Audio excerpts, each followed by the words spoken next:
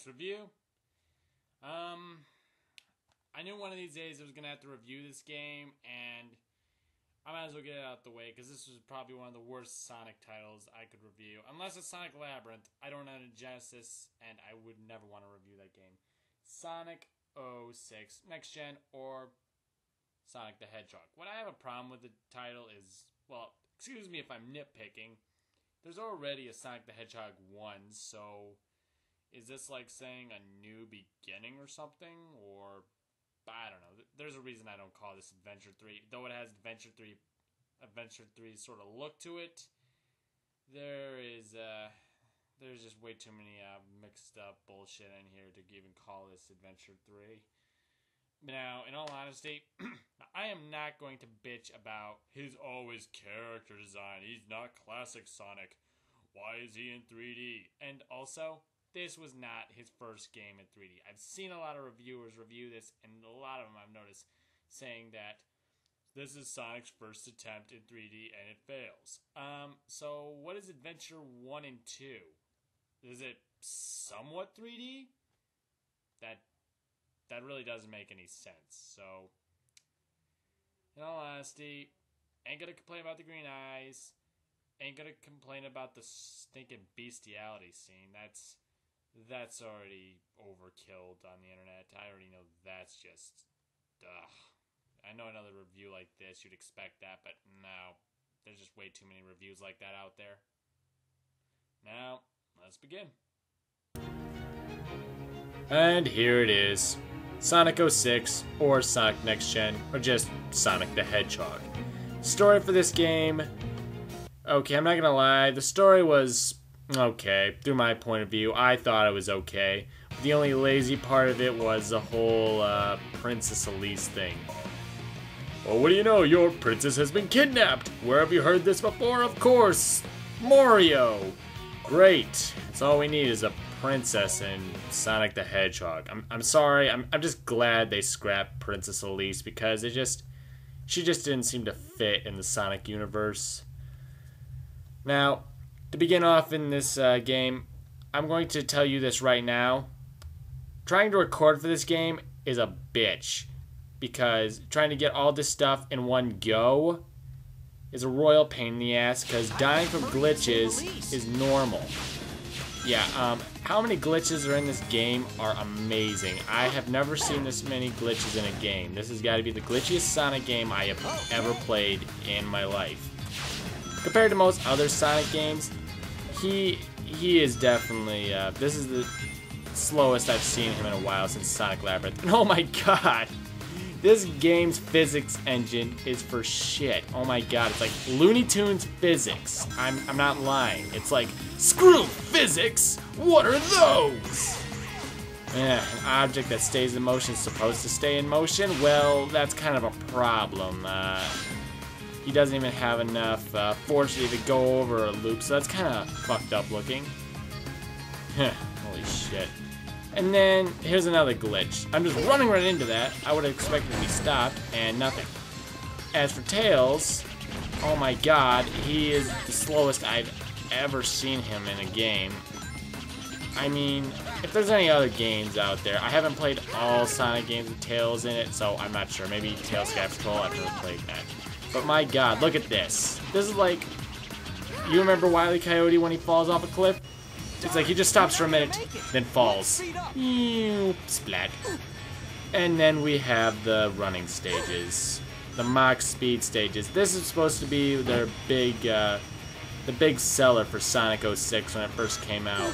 Now, you can obviously tell this game was rushed by just how many freaking glitches were in it. Apparently it was rushed because of the release date for the PS3. It wanted to be out in time for Christmas. So, bad decision making on Sega's part for rushing Sonic Team. Now look at this. Glitch and glitch! I didn't even hit nothing. What the fuck? Mostly these parts on the stage, this is like actually one of the fun levels. Wave Ocean Speed Zone is actually pretty fun actually to me. But most of the others can be very unforgiving. My god. We are just on the tip of the shitberg right here, people. I'm not kidding you. And for the god-awful snowboarding parts. What I find weird in the snowboarding parts is this. You have to push up just to be moving on a snowboard. I would have figured just holding the joystick and just turning left and right would have given them enough inertia, just like in Sonic Adventure 2 and City Escape. So what the F is this? It doesn't really make any sense, and a lot of times if you like go in the wrong place, your board will stick and you'll be stuck in the same place over and over again, which I cannot stand. Now, there are some great parts of this game. I mean, Crisis City has some pretty good parts in it. I mean, like this for instance. This actually looks fast. But the only other problem I have with this game is some levels are fast and some levels are just piss poor slow. I don't get this. Some levels are fast, it's like, I don't get that. I really don't. And here we go with another freaking running stage. Crisis City. This is the worst. I don't care what you say. All these car parts flying at you, anything can kill you basically at this point. You'll be lucky if it does it, it'll probably glitch if it doesn't. It's a real mess, I'm not gonna lie. The controls for him are glitchy when it comes to this. You basically have to barely tap it just so you don't run out of control. And watch this. This is the biggest bullshit moment I've ever watched. Watch this. Oh, it didn't happen at this part? Oh, I thought it did. I forget. But, moving on. The also worst part about this is, think about this. If you jump in this game, you can't move. And this is a very tight space. And if I jump and I can't move left or right, I'll fall off the edge and die. So, jumping is suicidal. Oh yeah, here's the part. And I die from a tire. Yeah. The parts from a car can kill you. And there is a ton of parts on these cars. Now watch this.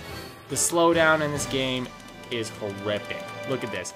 Look at the numbers. It's supposed to go a lot faster than this.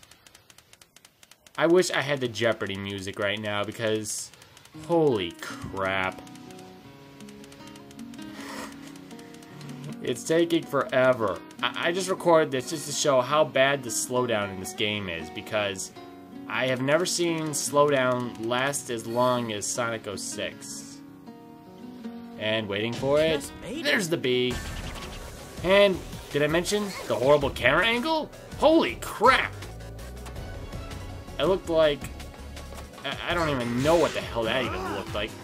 Now when you're trying to do other stories like Shadow's story is actually pretty good, I would have to say. I mean, he controls like Sonic.